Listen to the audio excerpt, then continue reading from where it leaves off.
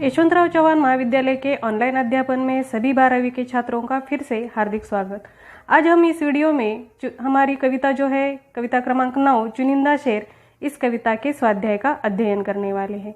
इस कविता पर पूछी गई कृतियां तथा प्रश्न, इनके उत्तर इस वीडियो के माध्यम से आपको मिलेंगे और इसके माध्यम से आप अच्छे से पढ़ाई कर सकते हैं।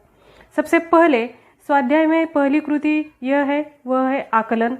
आकलन में फिर उपकृतियां पूछी गई है, उसमें से पहली है लिखिए। लिखिए में पहला प्रश्न है, परिंदों को यह शिकायत है। परिंदों को क्या शिकायत है?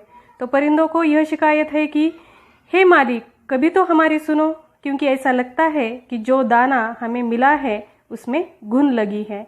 यह परिंदों को ईश्वर से शिकायत है।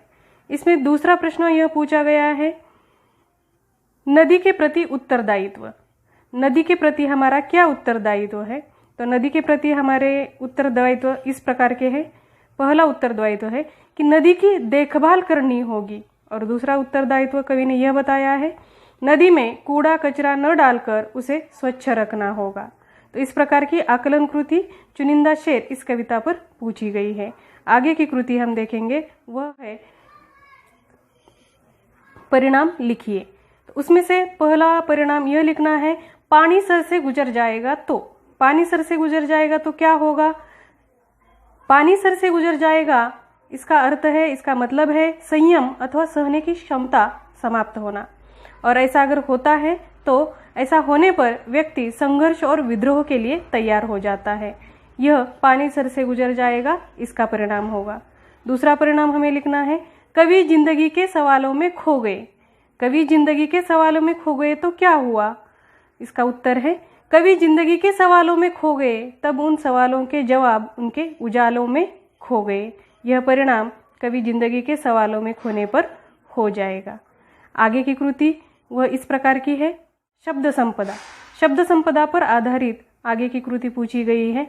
तो इसमें यह प्रश्न पूछा गया है कि पाठ में आए 4 उर्दू शब्द और उनके हिंदी अर्थ लिखिए। तो इस कविता में किस प्रकार के उर्दू शब्दों का उपयोग किया गया है, उन उर्दू शब्दों में से 4 शब्दों को चुनकर उनका अर्थ भी हमें यहाँ पर बताना है। तो विभिन्न प्रकार के उर्दू शब्द इस कविता में आए हुए हैं। उसमें से पहला शब्द यह है कि परिंदे। परिंदे यह उर्दू शब्द है जिसका अर्थ है पंछी या पक्षी। दूसरा शब्द है आसमां। आसमां इसका अर्थ है आकाश या आसमान। तीसरा शब्द है इत्र। इत्र का अर्थ है इत्तर या अत्तर भी इसे कहा जाता है। और चौथा शब्द यहाँ पर दिया है मैंने, वह है ख्वाब, और जिसका अर्थ है सपना। तो इस प्रकार शब्द संपदा पर आधारित कृति पूछी गई है। आगे की कृति इस प्रकार की है, वह आकाश के तारे तोड़ लाना, इस मुहावरे को स्पष्ट कीजिए। यह अभिव्यक्ति के संदर्भ में पूछा गया प्रश्न या कृति है। तो आकाश के तारे तोड़ लाना, इस मुहावरे का अर्थ यहाँ पर हमें स्पष्ट करना है। तो आकाश के तारे तोड़ लाना, इस मुहावरे का अर्थ इस प्रकार हो सकता है, आकाश के तारे तोड़ लाना, इस मुहावरे का अर्थ है असंभव कार्य पूर्ण करना। असंभव कार्य वह होता है जो बहुत ही कठिन होता है, जिसे आसानी से पूरा किया नहीं जा सकता। परंतु यदि कोई इस कार्य को करने की ठान लेता है और वह कार्य कर दिखाता है, तब उसमें आकाश के तारे तोड़ लाने की क्षमता है, ऐसा कहा जाता है। कोई जब नामुमकिन कार्य मुमकिन कर देता है, तब इस मुहावरे का उपयोग किया जाता है। जैसे चट्टानों पर फूल खिलाना, यह मुहावरा इसका समानार्थी मुहावरा है। दोनों के अर्थ समान हैं, मतलब कठिन कार्य आसानी से पूर्ण करना, मतलब आकाश के तारे तोड़ लाना। इस प्रकार इस मुहावरे का अर्थ होता है। अभिव्यक्ति के अंदर ही दूसरा प्रश्न पूछा गया है, वह इस प्रकार का है, क्रांति कभी भी अपने आप नहीं होती, या क्रांति कभी भी अपने आप नहीं आती, वह लाई जाती है। इस कथन पर अपने विचार हमें लिखने हैं। तो इस कथन पर आप अपने तरीके से विचार व्यक्त कर सकते हैं, लिख सकते हैं, लेकिन आपको मार्गदर्शन हो, गाइडेंस हो, इसलिए इस प्रश्न का उत्तर इस प्रकार हो सकता है। जैसे क्रांति का मतलब है बदल या परिवर्तन। यहाँ पर क्रांति कभी भी अपने आप नहीं होती, वह लाई जाती है, इस प्रकार का कथन किया है, जो सही है। क्योंकि हम किसी भी क्षेत्र में देखते हैं, कोई भी बदलाव जो है वह अपने आप नहीं होता, वह लाया जाता है। इन बदलावों को आसानी से स्वीकारा नहीं जाता, इसलिए कुछ ठोस कदम उठाकर परिवर्तन किया जाता है। वह एक व्यक्ति द्वारा या समूह द्वारा भी हो सकता है। यह क्रांति आर्थिक हो सकती है, सामाजिक हो सकती है, राजकीय हो सकती है या अन्य किसी भी प्रकार की हो सकती है, परंतु समाज के घटक इस क्रांति या बदलाव के लिए तैयार नहीं होते। क्रांति के लिए कई बार बलिदान देना पड़ता है, खून बहाना पड़ता है, प्राण त्याग करने पड़ते हैं, तब जाकर क्रांति होती है, क्योंकि पुराने विचारों को हम आसानी से नहीं छोड़ते। इसलिए क्रांति कभी भी अपने आप नहीं होती, ऐसा कथन किया गया है और जो बिल्कुल यथार्थ है। आगे की कृति इस प्रकार की है। रसास्वादन। रसास्वादन पर आधारित यहाँ पर एक प्रश्न पूछा गया है। वह प्रश्न इस प्रकार का है, कवि की भावुकता और संवेदनशीलता को समझते हुए चुनिंदा शेर का रसास्वादन कीजिए। तो यहाँ पर कवि की भावुकता और संवेदनशीलता हमें कवि के शेरों के माध्यम से स्पष्ट करनी है। तो इस प्रश्न का उत्तर यहाँ पर ऐसा हो सकता है, चुनिंदा शेर इस कविता में कवि कैलाश सेंगर जी ने शेरों के माध्यम से सामाजिक व्यवस्था और विडंबना के विभिन्न चित्र शब्दों के माध्यम से व्यक्त किए हैं। इस सामाजिक व्यवस्था में आम आदमी की अनसुनी करा है इन शेरों के माध्यम से कवि हम तक पहुंचाने का प्रयास करते हैं। कवि इस कविता के शेरों के माध्यम से विभिन्न विचार संप्रेषित करते हैं। वह कहते हैं कि प्रतिकूल परिस्थिति में भी अगर हम काम करने की क्षमता रखते हैं तो सफलता हमारे कदम चूमती है। ईश्वर की कृपा अब पहले जैसी नहीं रही है, व्यवस्था में खोखलापन आ गया है। हम जिंदगी की चंद परेशानियों में ही उलझते जाते हैं, उस पर उपाय ढूंढने के बजाय परेशानियों में ही हम धंसते चले जाते हैं। अगर हमारे जीवन में छोटी सी उम्मीद हो तो हम बड़े से बड़े संकट को भी सहन कर सकते हैं। क्रांति के बीज विचारों में होते हैं। किसी एक के नित्य नए विचारों के कारण क्रांति होती है।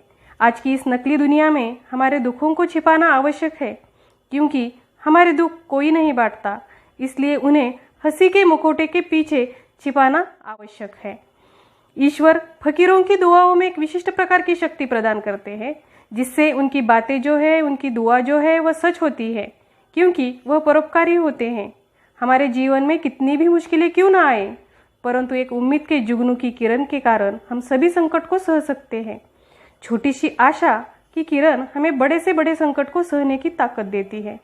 इसके साथ कवि कहते हैं कि नदी जिसे हम माता का स्थान देते हैं, उसे हमने प्रदूषित कर दिया है।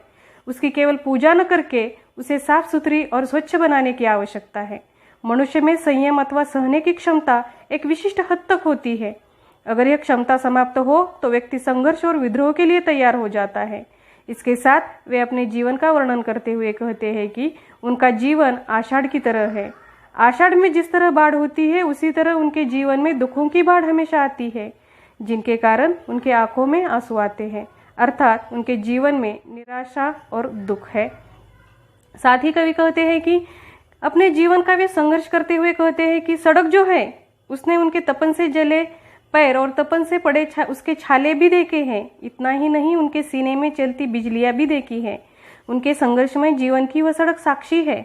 इसके साथ ही हमारा जीवन जो है उस पर हमारा अधिकार नहीं है। हमारा जीवन साहूकार के घर गिरवी रखे हुए कंगन के समान होता है। हमारी सांसों पर हमारा अधिकार नहीं होता, उन पर भगवान का अधिकार होता है। इसलिए इस जीवन का अहंकार न कर परमार्थ करना चाहिए।